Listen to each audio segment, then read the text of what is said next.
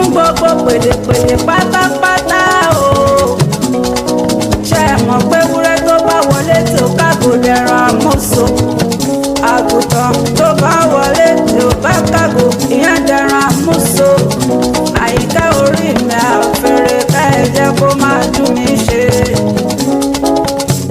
Ẹ wá bá mi dé Kòròdú lé o. Ẹ tẹ̀lé mi ká lọ ní Kòròdú lé nílé Babátúndé Àrẹ̀mú Ọ̀gọ̀.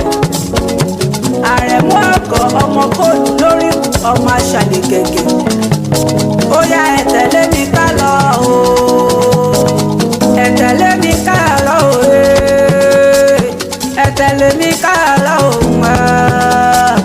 Sílé Alárẹ̀mú ẹ tẹ̀lé mi ká lọ. Ẹ tẹ̀lé mi ká lọ o.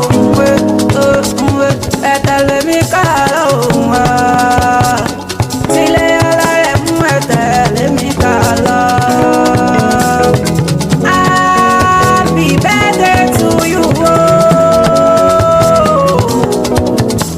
Emmanuel Babátúndé Àrẹ̀mú ọmọ kóòlù ní ìṣọjọ́ mi lónìí o.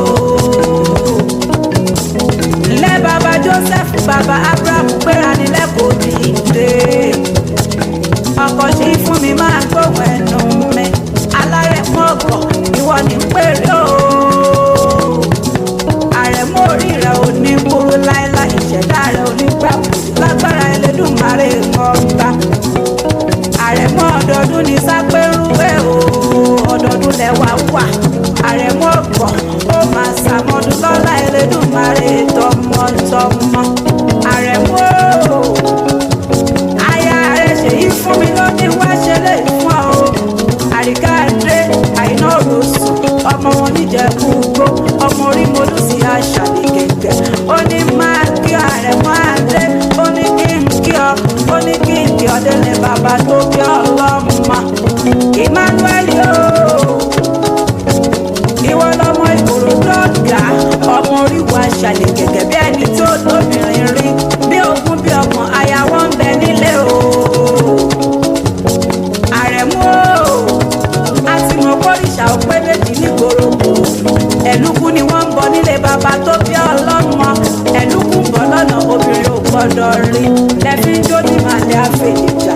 Babátúndé Àrẹ̀mú máa gbóhùn ẹnu mi. Òòṣà ìlúkú lẹ gbé kalẹ̀ tí bàbá yín jí kí. Lẹ́fí ń jẹ́ ọmọ olóde ṣe mọ́. Àjòjì tó bá wọ gbòòrò ṣe mọ́ ìlúkú yóò dòun ẹ̀bọ̀ra nílé bàbá tó bí ọlọ́mọ. Àrẹ̀mú ṣùgbọ́n láti kékeré láwọn bàbá ńlá bàbá tó bí ọlọ́mọ ni wọ́n ti gba Jésù olùgbàlà. Emmanuel o, ìwọ gan ti di ìkan lára àwọn olùṣọ́ àgùntàn ní Celestial Church of Christ ìjọ mímọ́ ti Kristi láti ọ̀run wá.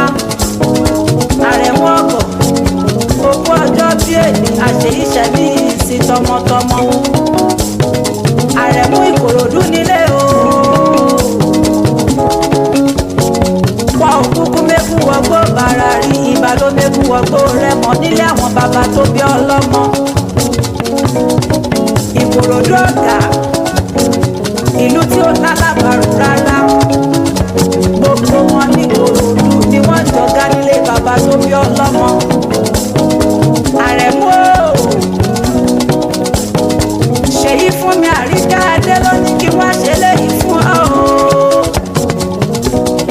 Pẹ̀lú Joseph ọmọ rẹ̀, Abraham ọmọ rẹ̀, wọ́n ní kó o gbó o, wọ́n ní kó o tọ́, wọ́n ní kó má fèyí ṣàṣemọ́ lágbára lọ́hùn ọba. Wọ́n ní kò sí bó ti wù kó o pẹ́ láyé tó. Babátúndé ò ní tan náwó sàré ọmọ. Wọn ò ní wá ọtí lọ́jọ́ nǹkan ẹ̀yà àwọn ọmọ rẹ̀. Ọmọ ò ní kú mọ́ ọ lọ́wọ́ o, aya ò ní kú mọ́ ọ lórí lágbára Elédùmarè ọba. Èmi gangan àpòkí ọmọ wọn níjẹ̀bú igbó ọmọ orí molú sí aṣàlẹ̀ gẹ̀gẹ̀. Ọmọ wọn lọ́jọ́wọ́ olókìnẹ́ ọmọ abẹ́rẹ́ òwàkọ́wàkọ́ tó ṣe náà kọ́ lójólójó. Babátúndé mo kí ọ wípé òní rántí ọjọ́ bí rẹ̀ kó o kú sẹ́kùn. Òní